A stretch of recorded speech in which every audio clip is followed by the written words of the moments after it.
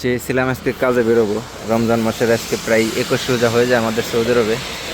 কী পরিমাণ বৃষ্টি দেখুন। আলহামদুলিল্লাহ, বৃষ্টি আসলে অনেক ভালো লাগে, তবে রাত্রে কাজ করা যায় না বৃষ্টি আসলে পরে, কারণ বৃষ্টির জন্য বিভিন্ন সাইডের কাজ মাছ একেবারে বন্ধ থাকে। দেখেন প্রত্যেকটা ওয়ার্কশপের সামনেই, কোনো ওয়ার্কশপের সামনেই কিন্তু কোনো লোকজন নাই, মানে কোনো কাস্টমার নাই। আর আমাদের কাজ হইতেছে ওয়ার্কশপ প্রতি যত পরিমাণ থাকবে, কাস্টমার থাকবে, সেই পরিমাণ অনুযায়ী আমাদের কাজকর্ম থাকবে। যাই হোক, বিদ্যুৎ চমকাইতেছে, ভয় পেয়ে গেছি। যেহেতু আমাদের বিল্ডিংটা অনেক পরিমাণ উঁচা, আর উঁচা বিল্ডিংয়ে এরকম পরিমাণ মানে রিক্স হয়ে যায় এরকম জানলা খুলে তাকাইতে। তো যাই হোক, চেয়েছিলাম কাজে যাইতে, আজকে আর যাওয়া হলো না, দুঃখিত খুবই। তবে আপনাদেরকে বিষয়টা দেখাইলাম, আশা করি আপনাদের কাছে খুবই ভালো লাগছে। যেহেতু সৌদি আরবে বৃষ্টি পাওয়া যায় না বেশিরভাগ সময়, তারপরও বৃষ্টির ভিতরে কাজে বেরোইলাম। কিছু করার নাই, কাজ করতেই হবে, এটাই স্বাভাবিক। কারণ যেহেতু অনেক কাজ পড়ে আছে, এই কাজগুলো আমাকে করতেই হবে, কারণ কয়েকদিন পরেই ঈদ, আর হয়তো বা সময় পাবো না। আজকে যেহেতু বৃষ্টি, বাইরের কাজ বন্ধ আছে, এই প্রয়োজনে ভিতরের কাজটা আজকে সারি ইনশাল্লাহ। বৃষ্টি মোটামুটি ভালোই নামছে, একেবারে কম না বেশিও না, মানে প্রায় আধা ঘন্টার বেশি, 1 ঘন্টার বেশি একটানা বৃষ্টি হইতেছে। তবে ওই পরিমাণ বৃষ্টি এখনও বৃষ্টি নামে নাই, কারণ যত অতিরিক্ত বেশি বৃষ্টি নামতো তাহলে অবশ্যই এর ভিতর দিয়ে কিন্তু অনেক পরিমাণ পানি এসে জমাট বেঁধে যেত। তো যাই হোক, পরিস্থিতি আপনাদেরকে জানাবো আজকে ইনশাল্লাহ।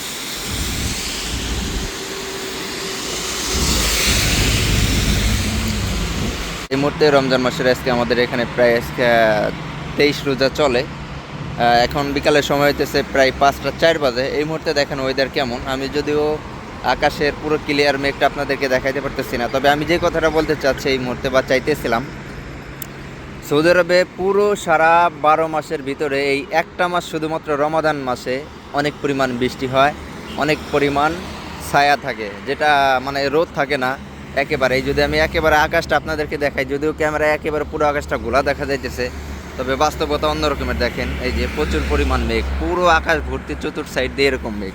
আর এই ওয়েদারটা পুরো রমজান মাস সহকারী চলে, একেবারে একটা না 2 থেকে 3 দিনও কখনো রোদ থাকে না।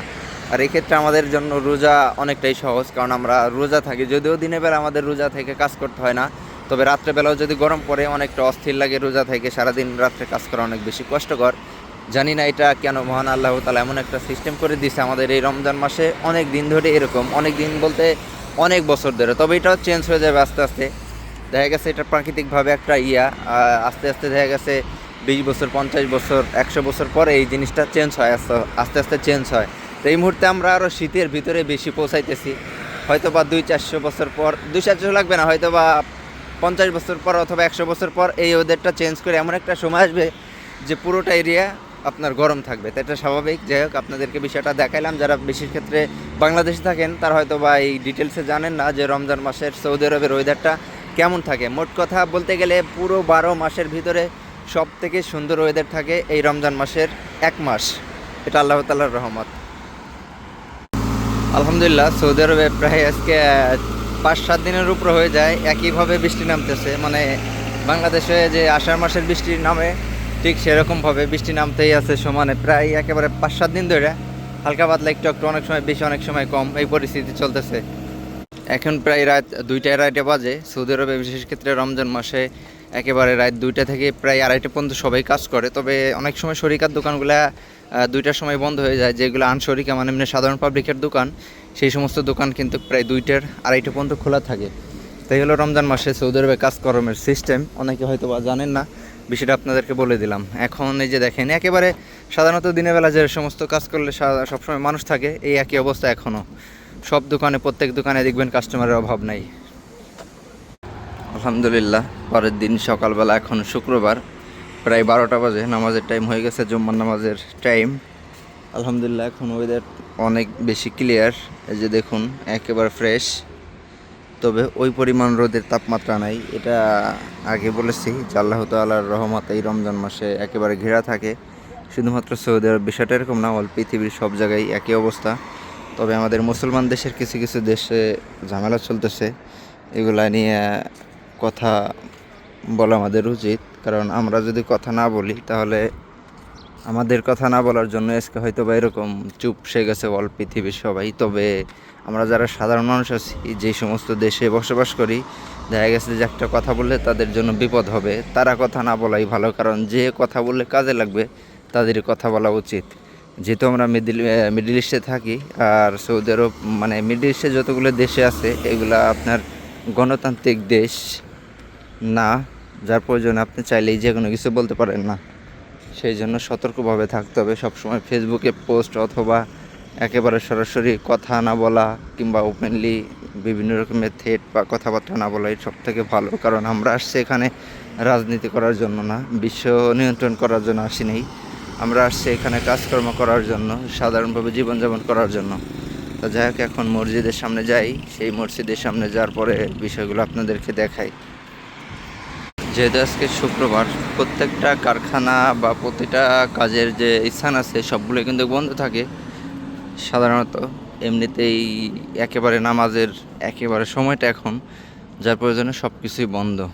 তারপরেও শুক্রবারে বাস লাইন যেটা আছে এটা ওপেনলি থাকে বা বন্ধ থাকে না। পেট্রোল পাম্প বন্ধ থাকে না একেবারে। যে সমস্ত জায়গা 24 ঘন্টা খোলার নিয়ম দেখা গেছে ওই সমস্ত পেট্রোল পাম্পও কিন্তু খোলা থাকে। আর যে সমস্ত পেট্রোল পাম্প সাধারণত আপনার একটু ফাঁকা জায়গা, এই সমস্ত পেট্রোল পাম্প এই নামাজের সময়টা পর্যন্ত বন্ধ থাকে। যেহেতু পেট্রোল পাম্পের কথা চলে আসলো, একটা কথা আপনাদেরকে ক্লিয়ার বলে দিই। যদি সৌদি আরবের ভিতরে কোনো কষ্টের কাজ থাকে, এক নম্বরে আছে পেট্রোল পাম্পের কাজ। কারণ এখানে আপনার প্রায় 10 থেকে 12 ঘন্টা কাজ করতে হবে, 10 মিনিটও রেস্টের কোনো সুযোগ নেই। শুধুমাত্র খানার সময় আর আপনার ব্যক্তিগত ওয়াশরুমের সময় বাদে প্রত্যেকটা সময় আপনার কাজ করতেই হবে। এমনকি ঈদের দিনও কিন্তু কাজ বন্ধ নাই। তাই সবাইকে অনুরোধ করব, কোনো ব্যক্তি পেট্রোল পাম্পের কাজে না আসার জন্য ট্রাই করবেন। কারণ আপনার এই পেট্রোল পাম্পের কাজ আপনার 12 ঘন্টা কাজ করার পরবর্তীতে অন্য কোনো কাজ করার সুযোগ পাবেন না। আর যদি আপনি এই কাজ বাদে অন্য কোনো কাজ করেন তাহলে অন্য কোনো কাজ করারও কিন্তু সুযোগ পাবেন, অথবা ওভার টাইম যেটাকে বোঝাইতেছি। আর এই পেট্রোল পাম্পের কাজ কিন্তু বর্তমানে বেতন বলে দেই সর্বোচ্চ আপনি 40,000 থেকে 50,000 টাকা বেতন পাবেন যদি আপনি সেরকম পুরাতন হয়ে থাকেন, 4-5 বছর চাকরির অভিজ্ঞতা হয়ে থাকে। আর যদি নতুন হয়ে থাকেন তাহলে সর্বনিম্ন দেখা গেছে 30,000 টাকা বেতন পাবেন। এর উপরে কোনোভাবে বেতন পাওয়ার কোনো আশা নাই। অনেকে বলে টিপস আছে, টিপস বাদে বরং বর্তমানে আর উল্টা ফেলে আপনার জরিমানা দিতে হয়। কারণ কোনো ব্যক্তি যদি টাকা না দিয়ে চলে যায় বা কোনো একটা ভুল হয়ে যায় তাহলে সেই টাকা কোম্পানিকে আপনার বুঝাই দিতে হবে। আর এই হইতেছে আমাদের মসজিদ। এখন চলুন মসজিদের সামনে যাই, দেখি কোনো কিছু আছে কি না। যদিও রোজার দিন খাবার কোনো দোকান টোকান থাকবে না। খাবার দোকান বলতে এখানে ফুটপাতে বাংলাদেশে যেমন বাইরে খোলামেলা খাবার বিক্রি করা হয়, এখানেও সেম সেই রকম। তা এখন দেখি এমনি কোনো সবজি টবজি এগুলো আসছে কিনা আপনাদেরকে দেখাই। আর যদিও মসজিদ ছোটো মনে হইতেছে, কিন্তু এই সমস্ত মসজিদে প্রায় 2-3 হাজার 4 হাজার 5 হাজার লোক কিন্তু ধারণ ক্ষমতা আছে। কারণ মসজিদের চতুর্থ সাইড দিয়ে লোক তো ধরেই, সেই সাথে ভিতরে অনেক পরিমাণ জায়গা থাকে।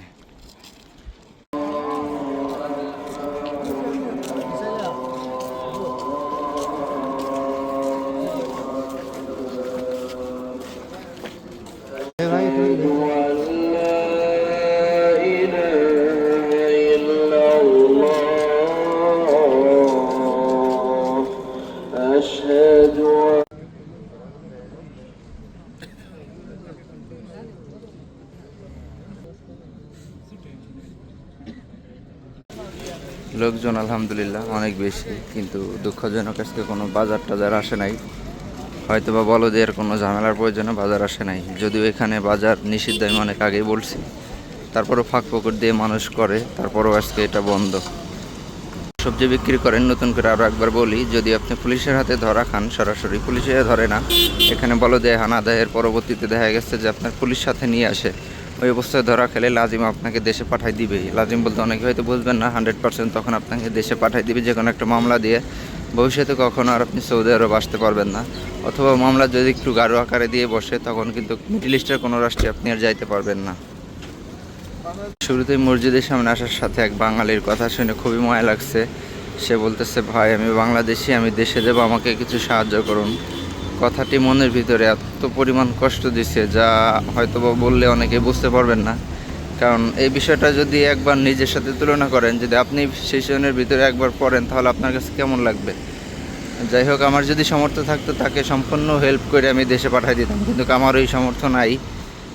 যাই হোক, সবাই তার জন্য দোয়া করবেন। তার ভিডিওর মাঝখানে আনলাম না, কারণ আমার এই সমস্ত ভিডিও করতে একেবারে ভালো লাগে না। লোকটার আনুমানিক বয়স প্রায় 45 থেকে 55 হবে, হয়তো বা কোনো অ্যাক্সিডেন্ট করছে যার প্রয়োজনে সোজা হয়ে দাঁড়াইতে পারতেছে না, কান্নাকাটি করার মতো এরকম বলতেছে। খুবই মায়া লাগলো দেখে। আসলেও বিদেশে যখন মানুষ বিপদে থাকে তখন আমাদের খুব কষ্ট লাগে, কারণ এই পৃথিবীর ভিতরে একটা কথা আছে যে যখন যার ঘা হয় সেই তখন তার ব্যথা বোঝে। আসলে বাস্তবেও তাই। মানে আপনারা কখনো এই জিনিসটা ফিল করতে পারবেন না যে এখানে একটা মানুষ বিপদে আসার পরে তার কতটা কষ্ট হয়। এটা সে ব্যক্তি বুঝতে পারবে যে এখানে স্থানীয়ভাবে থাকে অথবা এই ধরনের কষ্টের মধ্যে যারা আছে।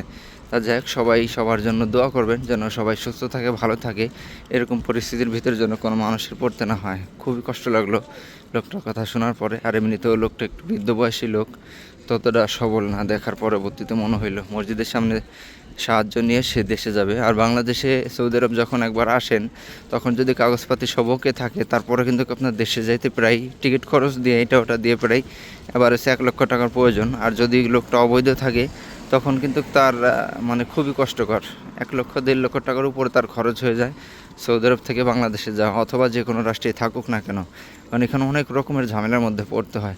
যাই হোক, সবাই আবারও বলি তার জন্য দোয়া করবেন, সে যেন সুস্থভাবে সুন্দরভাবে দেশে চলে যায়। এখন রমজান মাস, খুবই কষ্ট লাগলো তার বিষয়টা দেখার পরে, কারণ আমরা সবাই কত না স্বপ্ন নিয়ে এই দেশে চলে আসি, কিন্তু এরকম পরিস্থিতির ভিতরে এসে পড়তে হবে, এটা খুবই একটা মানে কষ্টের বিষয়।